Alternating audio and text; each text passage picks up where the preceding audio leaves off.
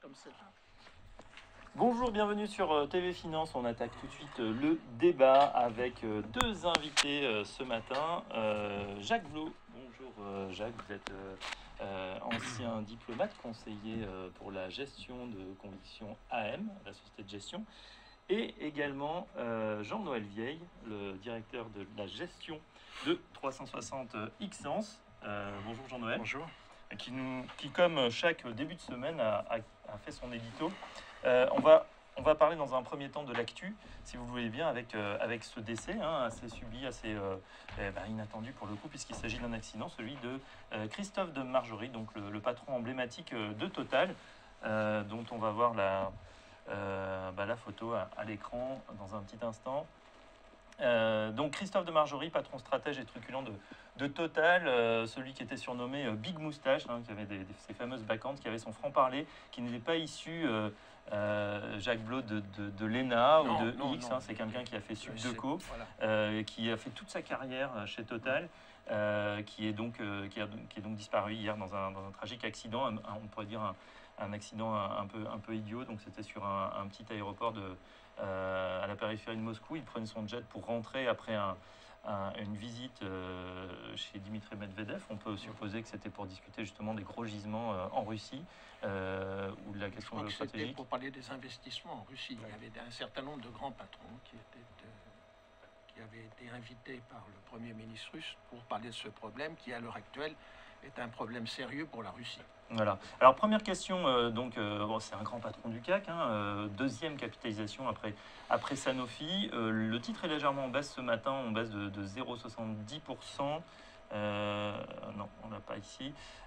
Quel est l'impact et qu'est-ce qu'on peut craindre tout de suite pour la valeur? Est-ce qu'on peut craindre quelque chose? Est-ce que les investisseurs qui ont du Total en portefeuille doivent être inquiets ce matin, Jean-Noël? Non, il y a une réaction épidermique. D'ailleurs, le titre ouvrait à plus de -2 à 9h et puis là, il remonte. C'est pas très logique puisque je pense que Total a quand même une gouvernance extrêmement forte.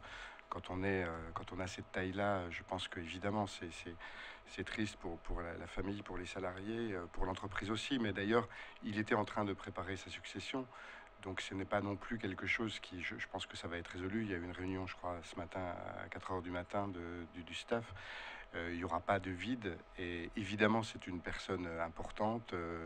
Enfin, encore une fois, les entreprises fonctionnent heureusement par leur propre organisation. Et je pense que Total est totalement organisé. C'est un peu différent si c'est une PME qui est où le PDG porterait toute la structure. Là, c'était quelqu'un d'extrêmement, tout le monde le rappelle ce matin, qui faisait assez l'unanimité d'ailleurs sur tout bord politique, ce qui est assez rare pour un grand patron du CAC 40, et c'est très bien ainsi.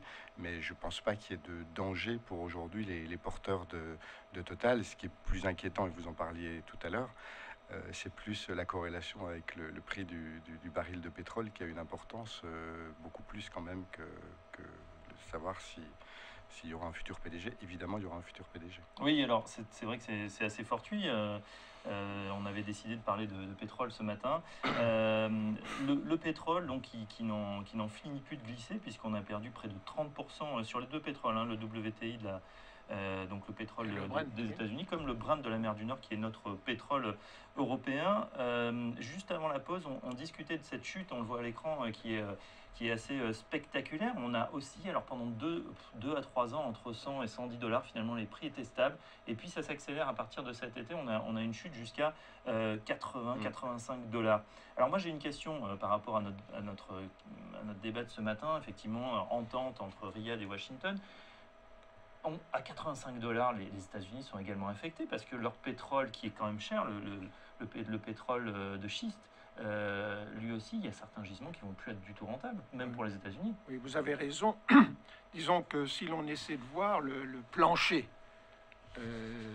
où la baisse du pétrole posait des problèmes majeurs à un nombre important de producteurs, vous avez deux éléments à retenir.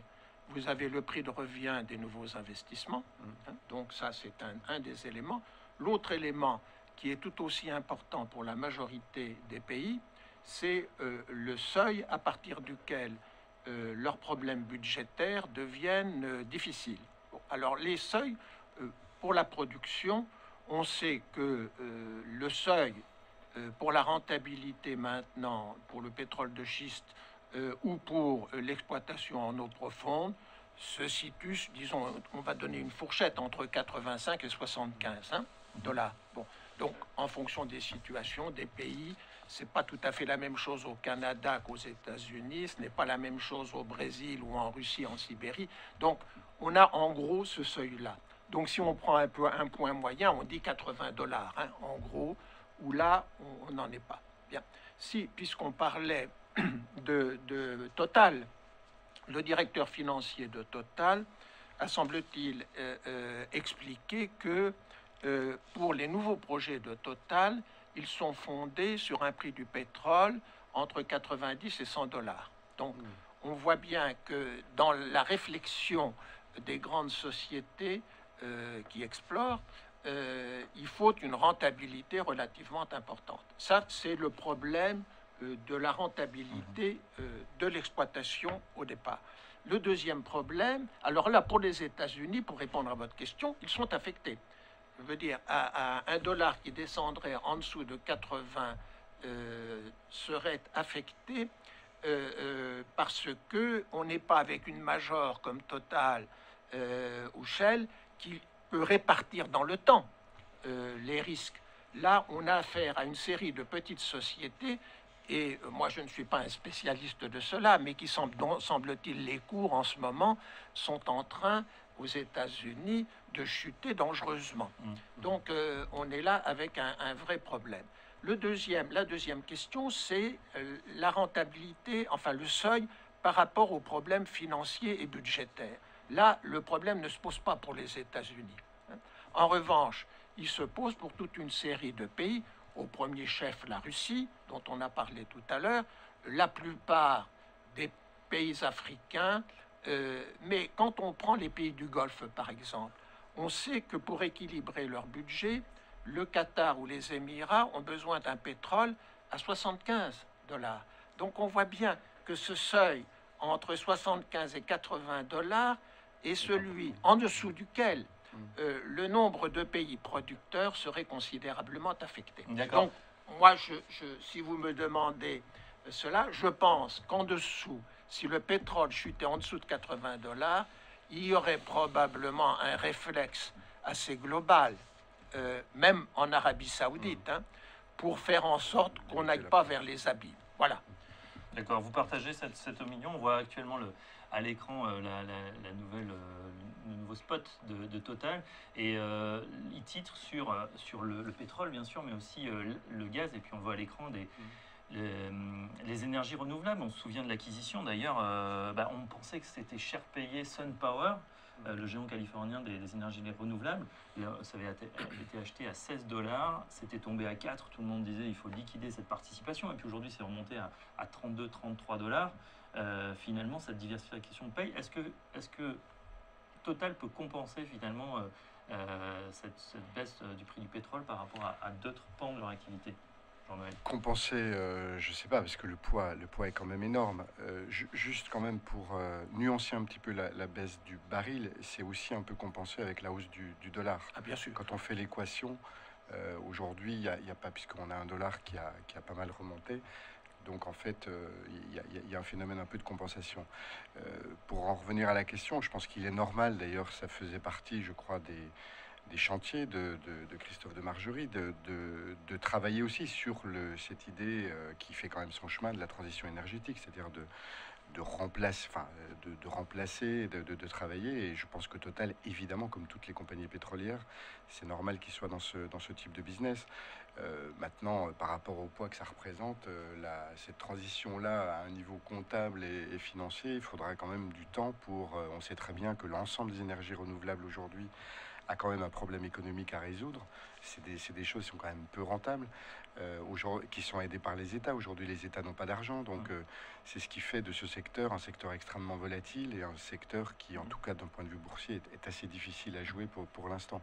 Maintenant, on est dans une trajectoire où je pense qu'on va bien aller, il faut l'espérer, parce que c'est quand même dans le sens de l'histoire d'aller vers cette transition énergétique. Mais la rentabilité de ces investissements-là, faudra vraiment, sera positive, je pense, dans peut-être pas avant une dizaine d'années, parce qu'on en est quand même très loin. Oui, tout à fait. Justement, si on revient sur les effets de cette baisse, vous signaliez, Jean-Noël, justement que on a un dollar qui sera apprécié, un euro qui baisse. Du coup, finalement, le prix très très pratiquement, pour ceux qui nous regardent et qui nous écoutent, le prix à la pompe n'a pas tellement évolué, puisque le prix en euros du pétrole, lui, il est autour des 70 euros, 80 euros. Il bouge pas encore. Est-ce qu'on peut avoir un effet? Quand c'est qu'on va voir les effets finalement à la Je crois pompe qu'il directement? il a baissé un peu à la pompe, là, il y a une Oui, quinzaine de quelques- jours, ça a baissé un peu. De toute façon, il y a toujours un moment, Ouais. puisqu'il y a les tanks, ça met du temps quand même, ça met 3-4 mois, je crois, pour arriver vraiment à la pompe. Donc il y a toujours un phénomène il y a un temps plus long.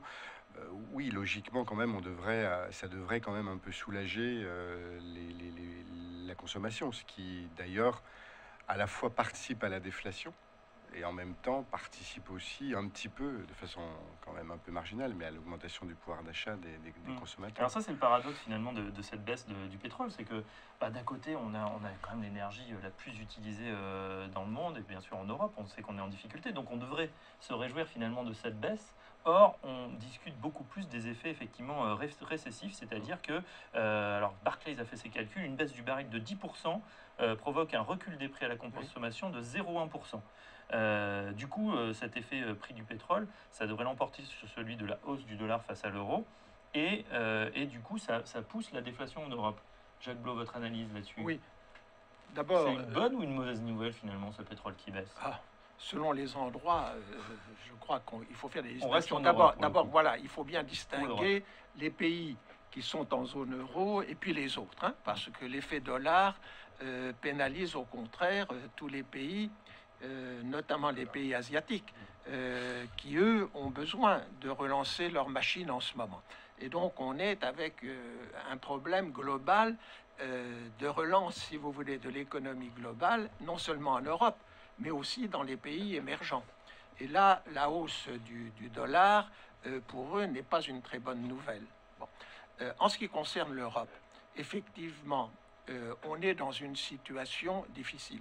D'abord, peut-être un mot pour rappeler qu'en termes de consommation, les pays développés, notamment les pays européens, ont une consommation de pétrole qui baisse, hein, sur la tendance longue, hein.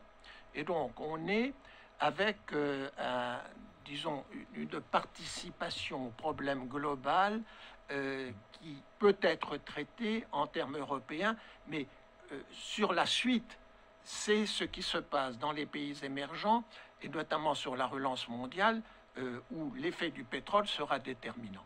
Alors, en ce qui concerne l'Europe, le risque, effectivement, est grand que dans une période de déflation, pas de déflation encore, mais où il y a un risque de déflation, où on a un problème, disons, d'inflation qui n'est pas au seuil de 2%, où la BCE voudrait le voir revenir, une baisse trop accentuée du pétrole ne favorise pas ce changement global qui est nécessaire pour... voilà. En plus, sur la confiance, c'est pas un facteur très positif. Et donc, on est avec des éléments négatifs sur l'Europe qui probablement l'emportent sur les effets positifs. Surtout que ça entraîne toutes les matières premières. Alors, forcément, on est avec un facteur plus global. Très bien, donc on commente l'actu du jour ce matin avec mes deux invités. La mort du PDG de Total, Christophe de Margerie, et puis plus largement, bonne ou mauvaise nouvelle, cette baisse du prix du pétrole. On se retrouve dans un petit instant, et puis on verra aussi une note d'optimisme, puisque Jean-Noël Vieille a des bonnes nouvelles pour la cote, en tout cas des raisons d'espérer. On se retrouve dans un instant, à tout de suite.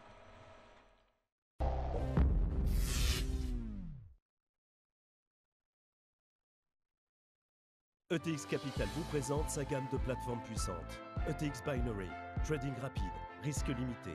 ETX Trader, plateforme facile d'usage, risque limité. ETX Trader Pro, personnalisable, graphique avancé. ETX MT4, trading automatisé. ETX Capital, prenez position.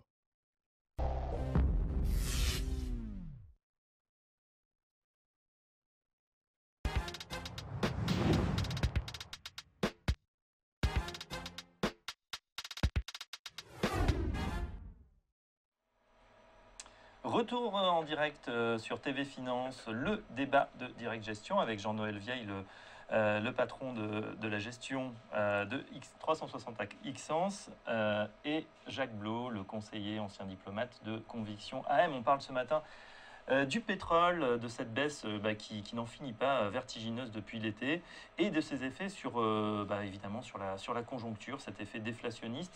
On parlait à l'instant de cette baisse qui peut entraîner aussi celle des autres matières premières. On pense en particulier, on sait que les deux sont très liés, pétrole et gaz, avec de nouveau un impact évidemment sur les produits producteurs. On pense en particulier à la Russie. Oui, le problème des hydrocarbures est un problème global. Et donc, on est avec ce problème-là. La Russie, puisque vous parlez de la Russie, signe des contrats à long terme. Hein. Et donc, ça amortit les chocs. Le dernier grand contrat que la Russie a signé, c'est avec la Chine.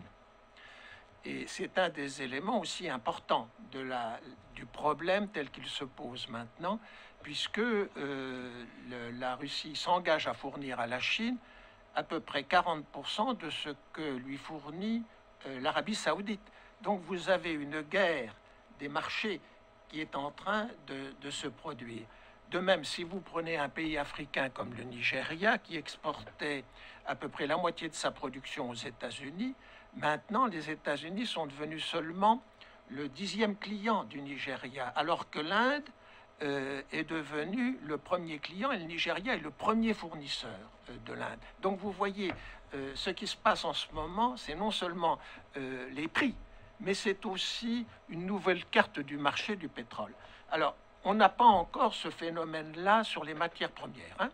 On a quelque chose, disons, en termes de marché, d'organisation des marchés, quelque chose d'un peu plus stable que ce qui se passe sur le pétrole. Mais on sait très bien que l'atonie globale de la croissance affecte les marchés des matières premières. Or, les dernières estimations des grands organismes internationaux ont tous ramené la croissance mondiale en dessous de 4%. Donc, oui, c'est ce qui a inquiété, qui a mis donc, le feu sur les marchés, d'ailleurs. Tout d'un coup, l'effet de telles prévisions, dont on sait très bien après le caractère amplificateur sur les marchés ou sur le moral des industriels, vous ne pouvez pas avoir des marchés de matières premières euphoriques dans ce contexte-là. Mais j'ai une question quand même, parce qu'on dit que la planète est de plus en plus énergivore, hein, dans tous les sens du terme, et pourtant, on a d'autres sons de cloche où on dit, oui, mais le ralentissement fait que, par exemple, on a les chiffres ce matin de la Chine, alors qu'ils ne progressent plus qu'à 7,3%, catastrophe. Donc, finalement, la planète, elle consomme plus ou elle consomme moins en ce moment ? Je pense qu'on est toujours lié avec la croissance mondiale, c'est-à-dire qu'on est positif, donc quand même on consomme toujours un peu plus. Maintenant, il y a effectivement dans toutes les industries, on a bien des systèmes d'économie d'énergie qui sont effectués un peu partout, donc on consomme, on va dire, mieux, plus faiblement que la dérivée, c'est de la croissance, mais évidemment et heureusement d'ailleurs qu'on est toujours en croissance quand même. Vous avez une croissance qui est en train de continuer à croître sur l'ensemble des pays émergents, hein, notamment sur l'Asie. L'AIE estime à un peu plus d'1 million de barils jour la croissance annuelle pour les prochaines années. 1, 2, bon, elle a baissé par rapport aux prévisions antérieures, mais ça reste une croissance positive. Alors, le problème, c'est que c'est la Chine qui était le principal moteur de la croissance. Et comme vous l'avez souligné, la croissance en Chine, maintenant, n'est plus au-dessus de 10 comme elle l'a été, elle est plutôt autour de 7%. Et puis, il y a un deuxième facteur en Chine, c'est que cette croissance, de par la volonté des autorités chinoises, n'est plus simplement axée sur l'industrie, mais sur les services. Et par conséquent, la consommation d'énergie est moins importante. Donc, la conjonction de ces deux facteurs fait que la Chine sera moins... Alors, si on ajoute à ça les efforts qui sont faits maintenant pour économiser l'énergie qui coûte encore très cher, donc vous avez des facteurs qui font qu'il y a un ralentissement de la consommation, mais la consommation continuera de croître. Et quand vous regardez alors les prévisions de l'AIE jusqu'en 2030, vous avez alors un phénomène qui est de nature un peu différente, c'est-à-dire que beaucoup des sources à l'heure actuelle d'extraction du pétrole seront taries ou en voie de tarissement. C'est déjà le cas pour la Russie, dont les puits sont anciens, et d'où la nécessité d'investir pour trouver de nouvelles ressources. Et donc, on est probablement au cours des prochaines années avec une légère diminution de la production russe. Donc, si vous voulez, tous ces facteurs font que on aura quelque chose qui ne sera pas de nature exponentielle au cours des prochaines années. D'accord. Et donc, il faudra prendre le relais, sûrement avec d'autres énergies. On va se reconnecter maintenant à au CAC 40, hein, au marché. On voit à l'écran donc l'évolution. Alors, c'est sur une année, donc évidemment, la dernière petite pente n'est pas très, très jolie. On est actuellement à 3980 points en légère baisse, moins 0,7, légère par rapport au jour dernier. Jean-Noël Vieille, je me tourne vers vous, le directeur de la gestion de 360 Xens AM. Chaque lundi ou mardi, vous publiez votre note. Et là, ce que j'ai bien aimé, c'était le ton un petit peu plus optimiste que ce qu'on pouvait trouver les jours derniers, avec des éléments qui annoncent une hausse des indices, en tout cas des éléments. Dites-en nous un peu plus.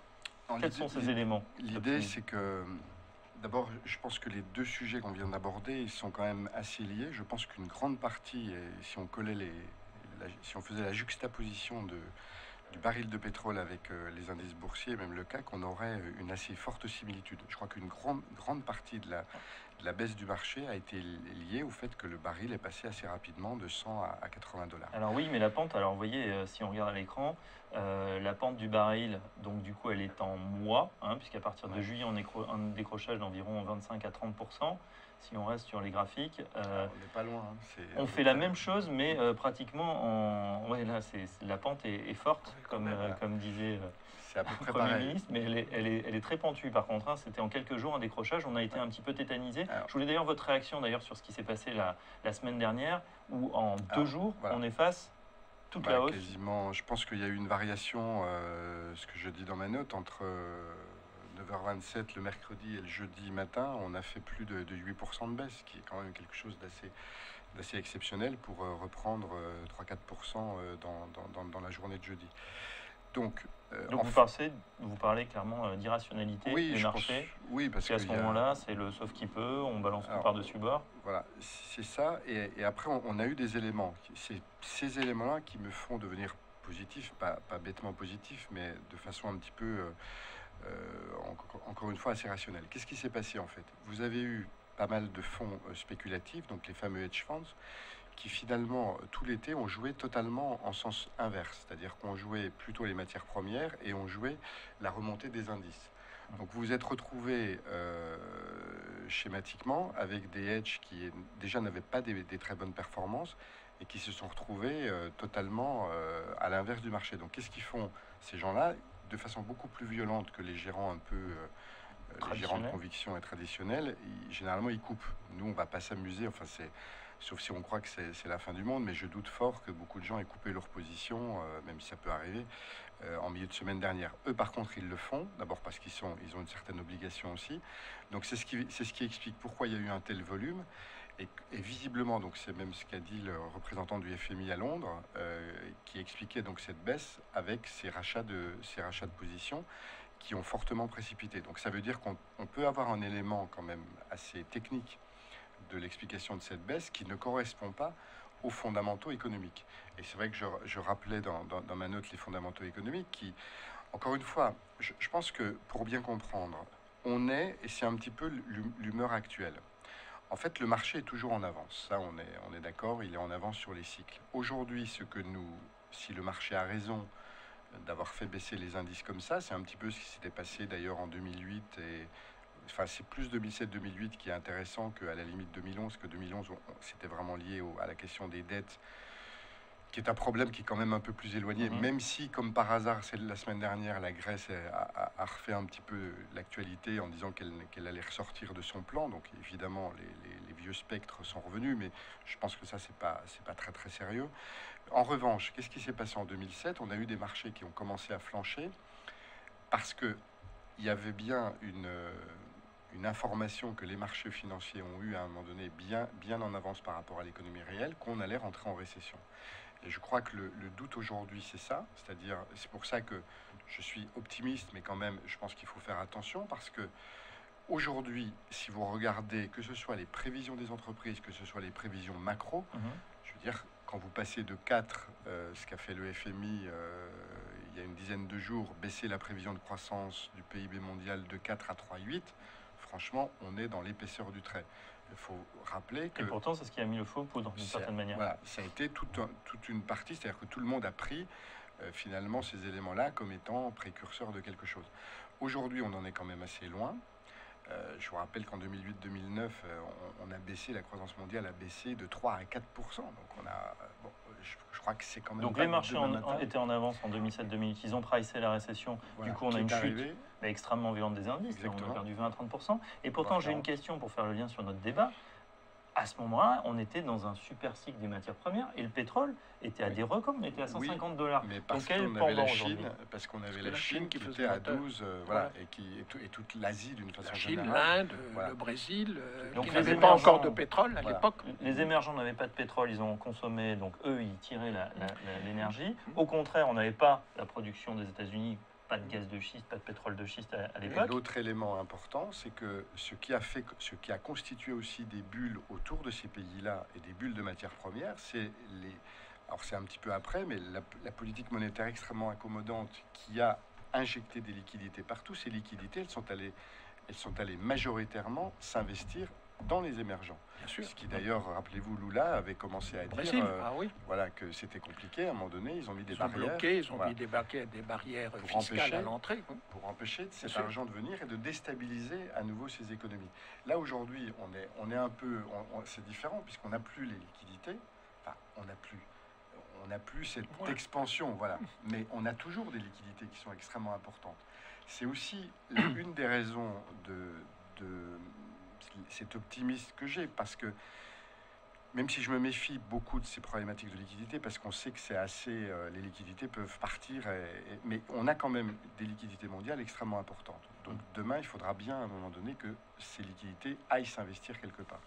Or aujourd'hui, quand vous regardez les différentes composantes, les choix d'investissement que peut faire aujourd'hui un investisseur, si on prend, allez, horizon 2-3 ans, pour être un peu plus long, aller sur des taux souverains ou de l'obligataire même privé, c'est un peu compliqué parce qu'on sait quand même qu'il y aura bien une hausse des taux.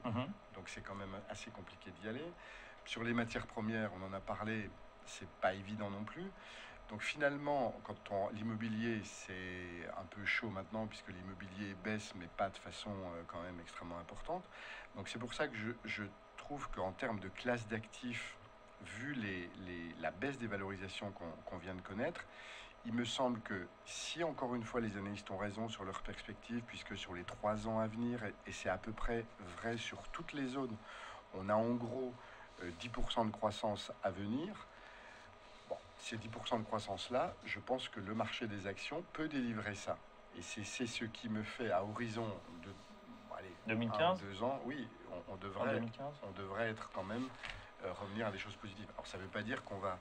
Là, on vient de connaître une période extrêmement difficile.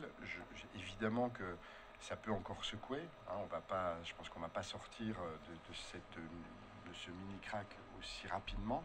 Mais moi, je crois quand même que les points bas ont été atteints et qu'aujourd'hui, il faut calmer le jeu. Il faut rassurer quand même les investisseurs en leur disant c'est pas maintenant qu'il faut vendre en tout cas. Par contre, il faut rester quand même assez prudent, pas aller n'importe où.